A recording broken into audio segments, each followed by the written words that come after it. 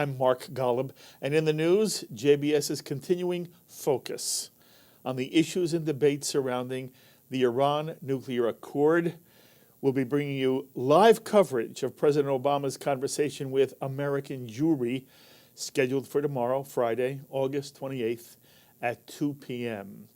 And for commentary and analysis, I'll be joined by Thane Rosenbaum in studio, noted Jewish novelist who also publishes frequently on aspects of contemporary Jewish life and issues relating to the State of Israel. And scheduled to join us by phone for their analysis after the President speaks to the American Jewish community will be Alan Dershowitz, Israeli journalist from Jerusalem, Ari Shavit, a leading proponent of the deal, Kenneth Bob, president of Amenu, and a leading figure opposing the Iran deal, Jeffrey Weisenfeld. And if there's time, we'll also be taking your phone calls and hearing your take on this entire Iran flap. Again, that's tomorrow, Friday at 2 p.m. The President of the United States speaks with American Jewry. And you know, it's obviously significant that Mr. Obama will be speaking specifically to American Jews. It suggests that the President is aware of the role American Jews are taking in raising questions about the quality of the Iran deal and in lobbying Congress to reject the Iran nuclear accord. And when I say with American Jewry, whom am I talking about? Which American Jews will Barack Obama be addressing and dialoguing with tomorrow? Well, the conversation is being facilitated by the major umbrella organization of American Jewish life, the JFNA, the Jewish Federations of North America. And I'm sure many of you, if not all of you, know that in virtually every Jewish community throughout North America, there's a Jewish federation which receives donations from Jews in their communities and then distributes those Jewish funds to a host of organizations which help sustain Jewish life in the local communities: Jewish Family Service, the Jewish Home, day schools, and other educational programs. And federations also distribute monies where funds are needed in the State of Israel and anywhere in the Jewish world where Jews are in need. So the JFNA is the backbone of the American Jewish community. And the JFNA is organizing the dialogue between President Obama and American Jews with the Conference of Presidents of major American Jewish organizations. And I'm especially pleased to be sitting with a dear friend and a remarkable human being and a fabulous Jewish leader, a profoundly committed Jew, Jerry Silverman, CEO and President of the Jewish Federations of North America. And Jerry, thank you so much for coming in and sitting in studio with us. It's wonderful always to be with you. Pleasure to be here. So I would love to understand how this came about. How is it that the JFNA, with the President's Conference, is facilitating a conversation between the President of the United States and, again, through JFNA, American Jewry? So it goes back a little bit from a point of thinking through the process of this deal that has gone on for a period of over 2 years now. Yes. And during this process, both the State Department, Secretary Kerry, and the President have met with Jewish leaders, Conference of Presidents, Jewish Federations of North America, and many other major Jewish organizations throughout this process. Did Kerry come in and sit with JFNA? So Secretary Kerry spoke, I want to say 6 weeks ago, 5 weeks ago maybe, to a group of Jewish leaders that was orchestrated by Malcolm Hoenlein's organization, the Conference of Presidents. And we were there, federations were there Were you representing. personally there? I was personally there. Okay. So you heard Secretary of State Kerry express the Obama administration's position on this Iran nuclear deal. Correct. Okay. Correct. And so when you look at this journey or this continuum, once the deal was agreed to, one of the key aspects that we believe in strongly from a point of federations is that, our role is to be, especially at the national level, is to be conveners. As is our local federations, we have a responsibility to convene the community, keep the community together, and to educate the community and expose them to thinkers, to thought leaders, and to people who are actually in the seats. And so the Conference of Presidents and the Jewish Federations in North America, we invited the Prime Minister of Israel to speak, which was last month. And we televised that as well. Which JBS televised. Right. And we orchestrated that speech that he gave. Was this your idea? When I say your idea, did JFNA and the President's Conference have the idea, or did the Prime Minister's office come to you? No, the Conference of Presidents and Jewish Federations in North America work very close together, have a wonderful, close relationship, and basically worked together on suggesting the concept and working with the ambassador's office in Washington as well as the Prime Minister's office. The idea came from the two of you, two organizations. The idea was to try to, how can we really educate our community as best we can. So you went to the Prime Minister's office and suggested the webcast. We talked to the ambassador's office and the Prime Minister's, and we recommended the webcast. And they said yes. And they said yes. Did you do the same thing with the White House? We invited the President of the United States when we were in his office about 3-4 weeks ago, following the Prime Minister's broadcast. Right. We invited the President to do a live webcast so that he could speak directly to the American Jewish community. Okay, this is fascinating. But I want our audience to remember the very day that the Prime Minister of Israel, Benjamin Netanyahu, did the webcast that you saw if you were watching JBS. That afternoon, there was a 45-minute, no, an hour and 45 minutes, an hour, almost 2 hours, right? Oh, a little over 2 hours.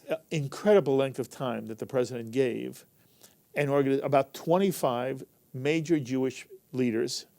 You were there. AJC was there, President's Conference was there, J Street was there. AIPAC was there. It was a nice, diverse group of select leaders, but you were there. And the President felt it was appropriate, I'm using the word appropriate as opposed to necessary. He felt it was appropriate to speak to you meaning Jewish leadership. The sense we had, and I spoke to Malcolm on camera after the event, was that the President felt it was important for him to get to speak to people like you who represent American Jewry, because he was afraid that in some way the Jewish community was moving too far against the deal. I did not know that at that meeting you suggested to him, maybe you should do the same thing. What's it mean to you, Jerry, that the President agreed? He's not speaking to, as far as I know, he's not speaking to any other specific portion of the general American community. He's chosen, yes, to speak to American Jewry. What do you think it means? So in the meeting with the President himself, he talked about his own moral imperative in his belief that the safety and the security of the state and safety of the state of Israel is his moral imperative. He believes that. He's said that in numerous meetings. He believes that this deal is in line with that. And so he wants to make certain that he's able to directly speak to the American Jewish community to share that moral imperative that he has personally, and wants to be able to say it in his words directly to the Jewish community, of which he feels has a strong vested interest in these dialogues and in this discussion. This is slightly unfair, but only slightly unfair. When you're in his presence and you hear him, whether he's right or wrong is a separate issue. Do you believe he believes that what he's doing is not only in the best interest of America, but is in the best interest of the state of Israel? Absolutely. Absolutely, you say. Not even a question mark. Okay. There's no question that sincerely, in his kishkas, that he believes that this deal is appropriate for America, for Israel, and the world. I would just add one thing that heard on both sides from a sense of Israeli leadership, that they also believe that the president believes this. Mm-hmm. And the president also believes that Israel, which has obviously a different opinion, in their heart believes the way they do sincerely. Okay, it's possible, is it not, Jerry, for people to disagree about the efficacy of any given plan without questioning the sincerity of the individuals arguing on either side? I believe that. I do too. 100%. I don't know if it has bothered you. It has upset me enormously the way in which each side tends to vilify the motivations and the feelings of the other side. And I've said over and over here on JBS, it's really possible for well-meaning, intentioned, committed Jews to see this from one of two positions, and really it's one of three positions. Does what you've said now reflect your own personal take on the Iran deal? For example, has JFNA taken a formal position? We have. We were out within the first, I want to say, 10 days and put out a statement that said we were deeply concerned by the deal, specifically outlining a couple of areas of the deal that we felt were very, very gray, that we appreciated all the hard work, but at the same time really implored our legislators to study this deeply before coming to a conclusion. But our stance was deeply, deeply concerned. Now, what we also have is 151 individual federations that are representative of 151 communities that have different cultures within the community, different beliefs, and different views as they've studied the deal, and they've also come out with statements across the board. Both statements, and I won't say across the board, the statements have either been against the deal or showing deep or grave concern for the deal. And I would say that's across the board from our federations. But the statement we made after 10 days showed deep concern, and that's what we're holding because we're representative of 151 communities. Okay. Forgive me for pushing you. Concern is not JFNA has come out in favor of or against it.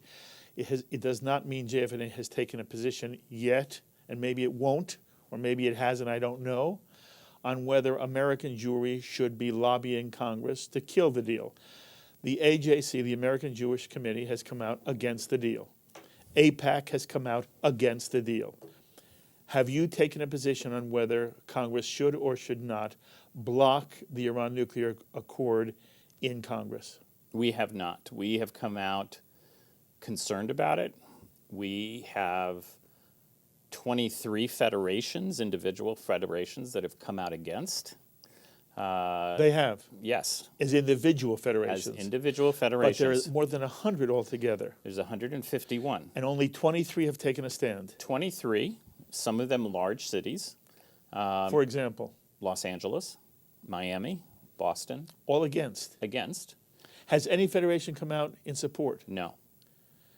What does it mean to you? What does it say to you? What do you think it means? I think we don't live in a homogeneous world, and we don't live in a homogeneous United States, that we have different communities that are at different places on the spectrum. And to me, that's the beauty of our community. That's somewhat the challenge of our community. I will pivot one moment. Yes.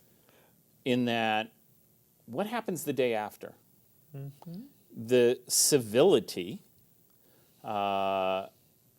scale has gone down. I believe that there's going to be a decision at some point, probably by the end of September.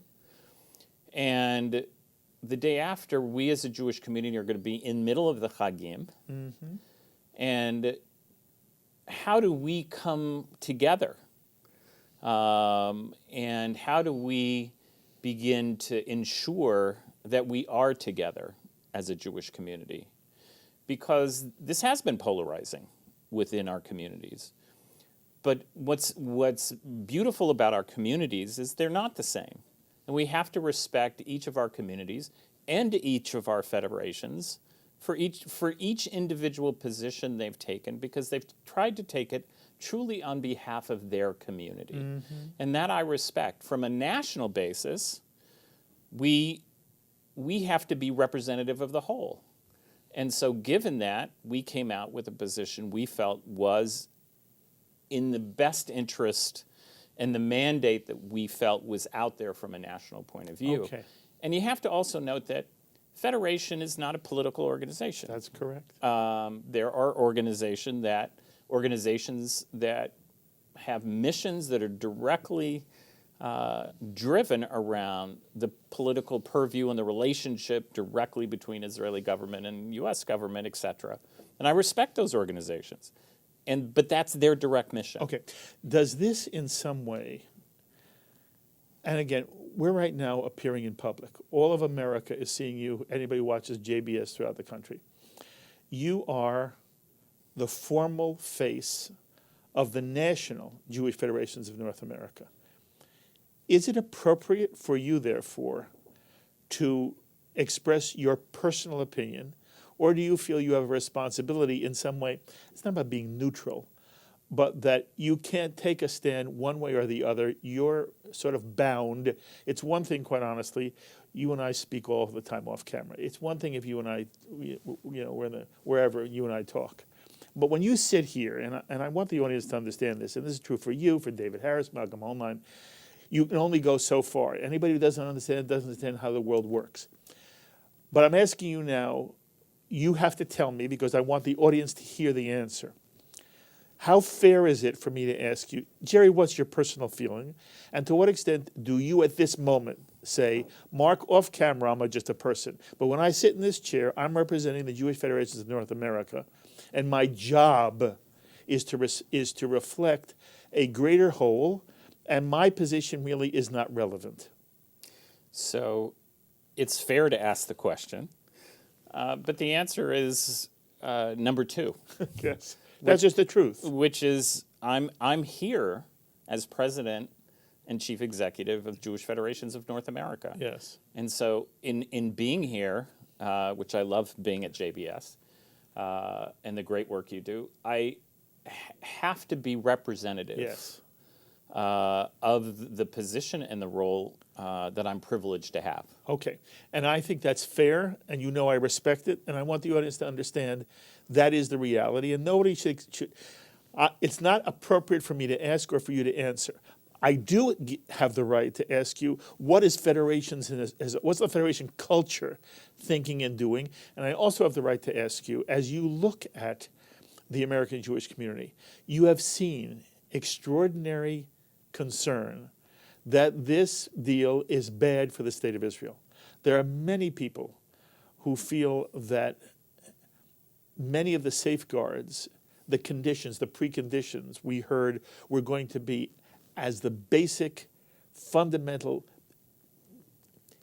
without them where there's no deal, many of them have been walked back during the 2 years of negotiations.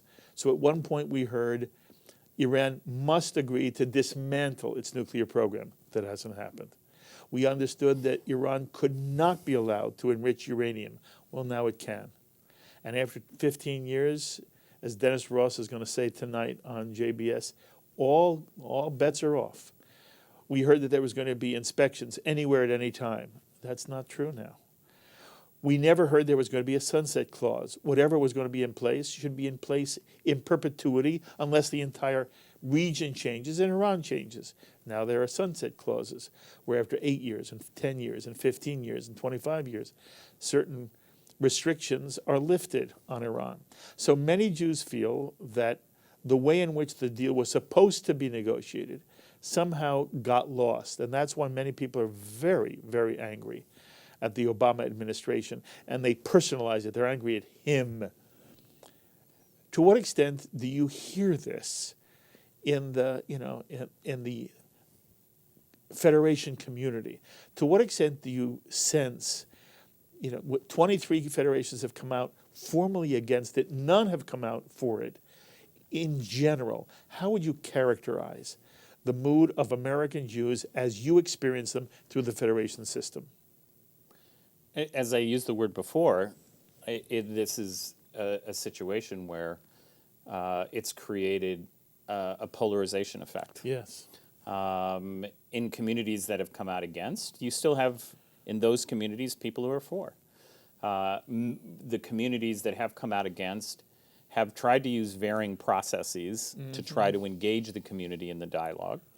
You have others who come out with deep concern, have processed it across the board, and found such a mixed reaction that they felt there wasn't a mandate to come out with a position either way.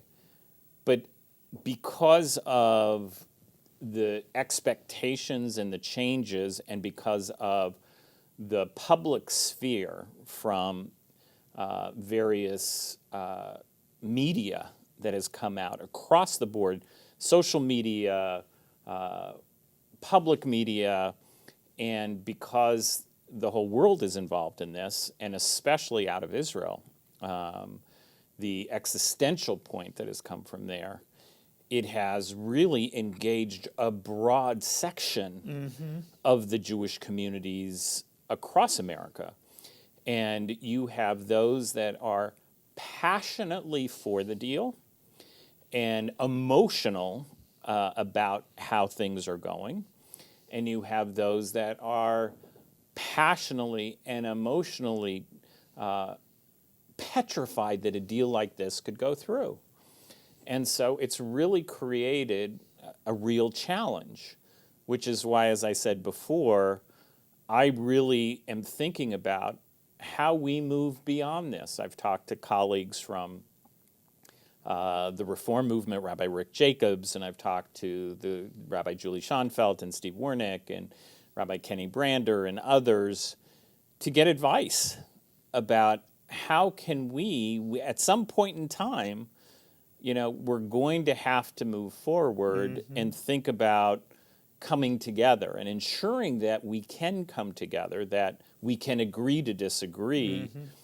But, let's not make this so divisive that it pits Jew against Jew, because every time that's happened in our history, we've lost.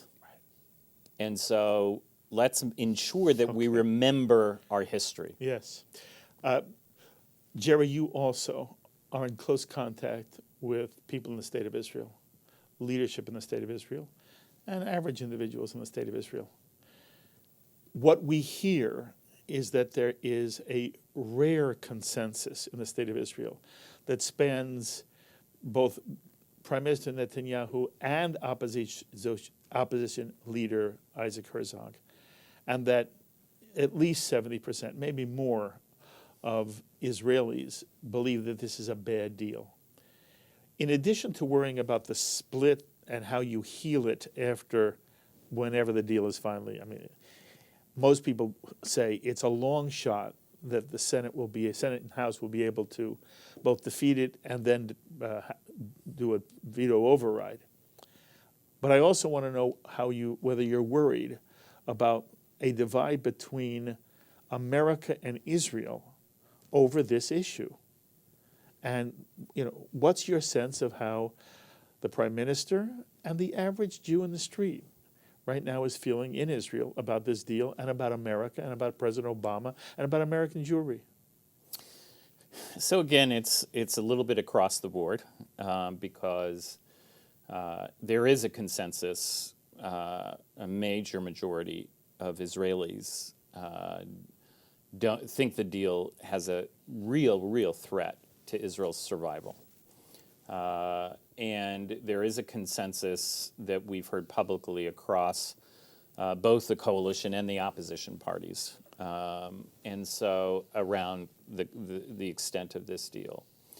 the relationship that has been public with the Prime Minister's office and the administration because of the passions and because of the issues in trying to get their points across has created daylight. American and Jews across the world don't like a lot of daylight between the United States and Israel. Yes. We get uncomfortable. We get anxious. We get worried about that, and we should be worried. However, one thing that I've seen through this daylight is that underneath the work that's still going on with the Pentagon and the IDF and the intelligence worlds in their work together is as strong as it's ever been. You just had, 58 congressional leaders in Israel, really learning, connecting, and seeing the state of Israel. You have all kinds of state legislator missions that are going to Israel every single month. So I think there's a real concern about this daylight and tremendous anxiousness about it. And my hope is, and my belief is, as you know, I'm always an optimist, that we'll get through this. And we'll get through this in a way that, the U.S. needs Israel as an ally in the Middle East, and they are great allies. And Israel needs the U.S. And at the end of the day, once we get through this, I'm hopeful that we'll begin to see bridges being built back. Jerry, you have a very keen understanding and sense of Jewish history. Those who oppose the deal often say that there is something reminiscent of Munich, that basically the charge against the Obama administration is that they fell into a form of appeasement in the deal with Iran, and they did not take a strong enough stand, and that just as the decision to basically give the Sudetenland to Hitler turned out to be a horrific decision by Chamberlain, there is a worry that this deal is going to come back to create a situation for the Jewish people in the state of Israel, also for America, where there will be real carnage if Iran gets a nuclear weapon, if it gets nuclear technology that it can give to terrorist groups. It's going to get an enormous amount of funding, which it can use to fund Hezbollah and groups, terrorist groups around the country. It's not, around the world. It's not clear anymore whether they're funding Hamas or not, but they certainly are funding Hezbollah.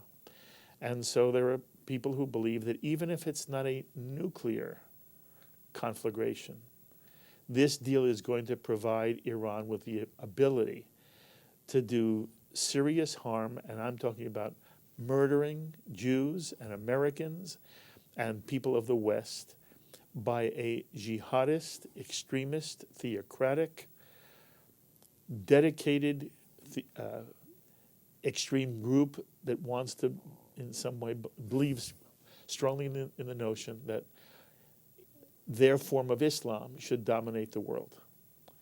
To when you hear this said, to what extent do you say to yourself, there is some truth to it? Or to what extent do you say to yourself, this is really a symptom of a certain kind of paranoia in the Jewish world, a relic of a Holocaust mentality that you feel in some way is unrealistic? So I would say the following.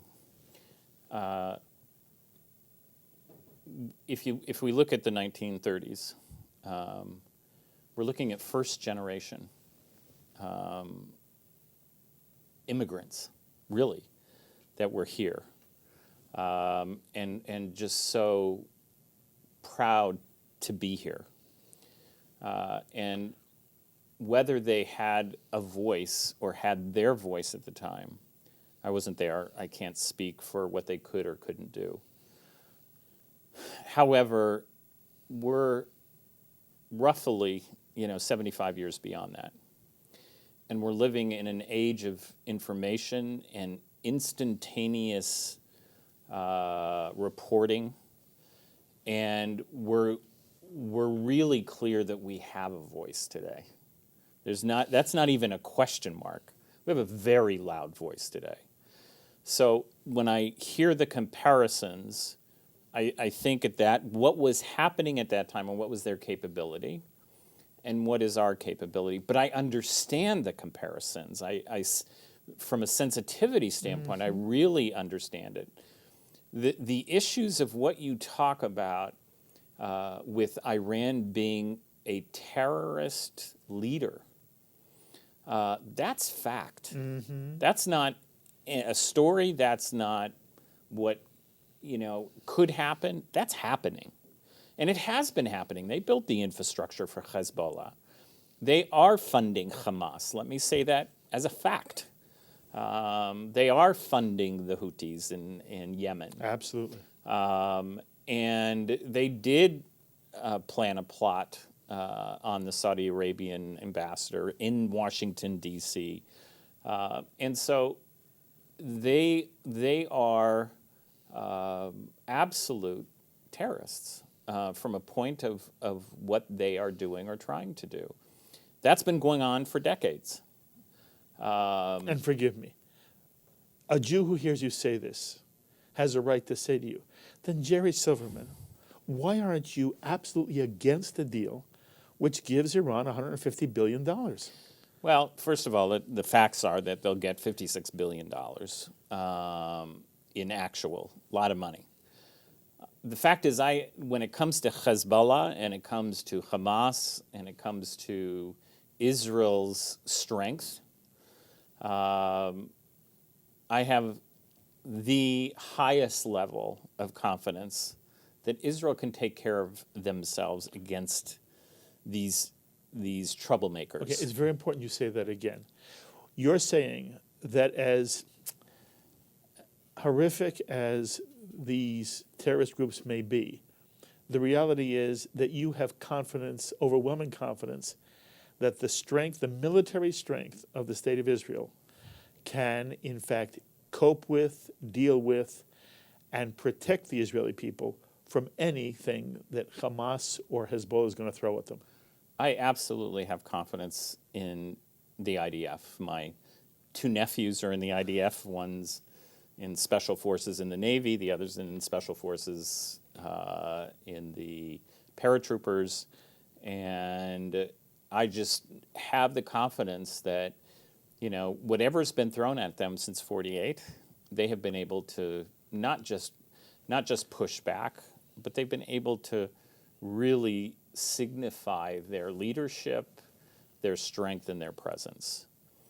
That doesn't make an excuse and say, well, then that it's okay to give Iran the dollars. The issue that you brought up before, and the issue that I think is most prevalent to the table, is if you look at conversation, you'll hear conversation that says everybody said in the interim agreement that Iran would cheat. They haven't cheated. So, question is, in the next 10 to 12 years, does it behoove Iran not to cheat? It's a short time. And then what happens after 10 or 12 years? Now, the dialogue has always been that the U.S. both has created weaponry, has deployed the weaponry in the Middle East, and that is one of the options on the table at any time. Now, that's Namely? not military option. Against Iran. Against Iran. They have said, we've heard that publicly, that option is on the table at all times. But we have to look longitudinally, and this is the question. If Iran behaves for 10 to 12 years, it's not going to be the Obama administration and it's not going to be the next two administrations. It's third administration from now. So that's the unknown card out there. Is if Iran goes to breakout, you know, to that extent, then you're talking, you know, is the world and is the U.S. going to be prepared to stop it? And that's an unknown because we don't know who the leadership Do you will have be. any instinct on that? My instinct is that being hopeful that we would take every means available to ensure that never happens. And, you know, that's my hope. Okay. You know, there is a division of opinion. There are some who argue in support of this deal and in support of President Obama that, in fact, we, even with all of the deficiencies of the deal, what has happened is America has put Iran in a position where it is not in Iran's interest to develop a nuclear weapon. And it's not simply for the next 10 or 15 years, but given America's strength and given the way in which America has promised to strengthen the military of the State of Israel, and given the way in which America can monitor from the sky so much of what goes on in Iran, that it will never be in Iran's interest to build a nuclear weapon. And those who support the deal say, you know what, it may have some deficiencies, but it does what we ultimately wanted it to do, keep Iran from getting a nuclear weapon. And there are others who say that the problem is that if Iran wants to cheat, and if there is an America that is not sufficient enough, committed enough, as you just described, to take the military action without Iran fearing military action, Iran can be, at some point, prepared to break out. And what Dennis Ross said on JBS is, he fears that although has been said, it hasn't been said clearly enough. He wants the administration to say that if Iran begins to enrich uranium at certain levels, that's a trigger, that's his word, for military force against Iran, and that Iran has to know it. It has to be made public and clear. You begin enriching uranium at a given rate, whether it's 10 years from now or 15 years from now. The moment we see that happen, that is a trigger to American military action. And that if America is not willing to do that, there is too much of a risk that Iran would, at some point, develop a nuclear weapon. And if the goal is, and that's the goal, Iran should never have a nuclear weapon, then there is a fear that this deal has not gone far enough. And those, you know, Jerry, that seems to be the two sides of the basic issue. You know, I would throw out a third side, which is, and, you know, Ambassador Ross is, you know, he's really brilliant, and had the opportunity to work with him on the Jewish People Policy Institute board. And he's just a great thinker and thoughtful. And I think there's another option, which is if you draw lines, then you're basically giving the warning and telling them where the lines are. If you draw your sword because something has changed and they haven't come up to the lines, but something else has changed, are you going to have the world with you because they haven't come to this line? You said only to this line. So do you want to put out early warning signals in advance about what you're going to do and what you're not going to do? You know, those that are proponents of the deal and stated what you did about the deal as it pertains to it's not in Iran's best interest. Those who are deeply concerned, like myself, deeply concerned, is we're dealing with ideology. Mm-hmm. You know, it's not the best interest. We're dealing with ideology. if that ideology dictates something much more than nation building, then that's a whole different story. So I think there's a third scenario there. Interesting. Which is why draw the lines. Maybe the next president or the president after or the administration is not going to want to have that line. Maybe they're going to move the lines. Okay, very interesting. So And I just wish throw that out. I wish I could have Dennis Ross sitting with you and hear what the two of you would say to each other. The other question that I've heard discussed, and it fascinates me, is what happens if the deal were defeated in Congress? Would the result be, in fact, better for the United States and Israel or worse for the United States and Israel? Because there are many people who believe, the genie's out of the bottle. You'll never get sanctions again in the way that they were formed that brought Iran to the table. You said they haven't cheated yet. There are some people who are very upset that ministers from Iran are already meeting in Moscow when there was supposed to be no deals until the deal was confirmed and signed, and Iran began to do certain things to both put concrete into certain places and to ship out their enriched uranium, and that they're not supposed to be right now making deals with Europe or China or Russia, and they are.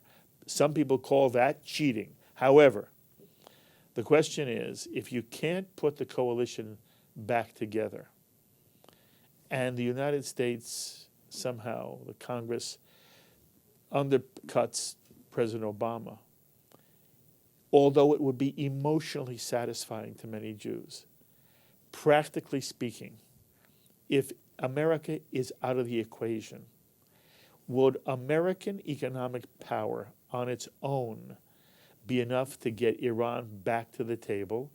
Or, as some argue, left and right, it's gone. Iran will go merrily on its way. We'll deal with China, we'll deal with Russia, we'll deal with many nations of Europe. And if it turns out America isn't in the game, then America isn't in the game. And that in the long run, I'll say it again, as emotionally satisfying as it might be to defeat this deal for all the reasons that Jews are worried about it, it would be counterproductive to Israel's interest and to America's interest. Do you have any stand on that issue? So I don't have a stand on the issue because it's so hypothetical. And it's hypothetical for so many complex reasons.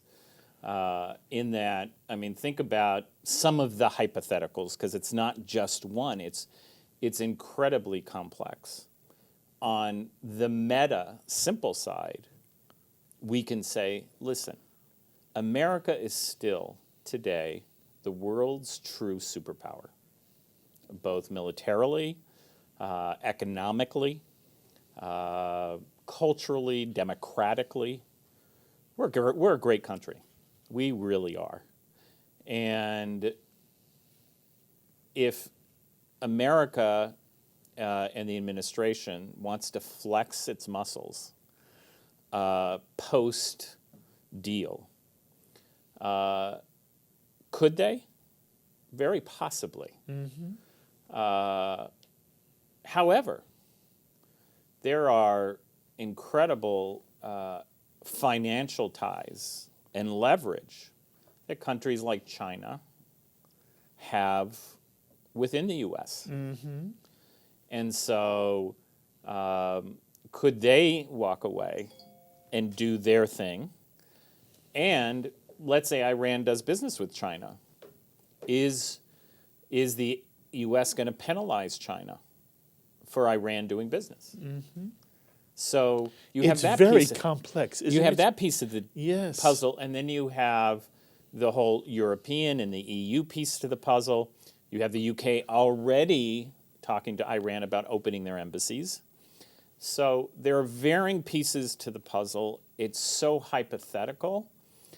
There's been some really good writing on this. The Washington Institute has done some Absolutely. very serious thinking about it. But until we get there, I think it's right now very hypothetical. So do you have any sense what the president is going to say in this conversation tomorrow with leaders of the Jewish Federation and President's Conference? What do you expect? I really expect him to speak. He'll probably speak about 15 minutes, and then he And will be then- taking questions And that how are the have been questions? sent in. Okay.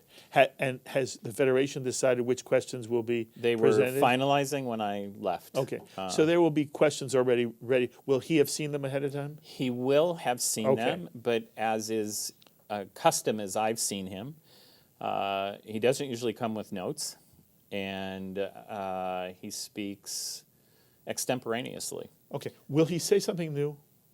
Possibly, possibly that the American Jewish community hasn't heard. Some things he may have said when he shared with Jewish leadership At the White House at in the private? White House in Okay. private, which I hope he does share some of that. And I hope that he and I expect him to be really candid, direct, and honest, both in what he shares and how he answers the questions. Well, you're providing a wonderful service, not simply to the Jewish community, but really all America is going to be watching. And it's thrilling for us to be able to carry it live, and I appreciate your ability, you're giving us the opportunity to do so. But again, what you're doing for the Jewish world is wonderful. It is always fabulous to sit with you. Pleasure. You know how much I love you very much. You're doing wonderful, wonderful, wonderful work. You go strength to strength, and we'll meet often, okay? Well, we love JBS being America's Jewish channel. It's Thank you. something that is, having that is a real gift to our community. Thank you very much. The thoughts of Jerry Silverman, CEO and President of the Jewish Federations of North America. He is doing a spectacular job, and he's making something possible that really the American Jewish community and America needs very much, an opportunity to ask the hard questions of the president.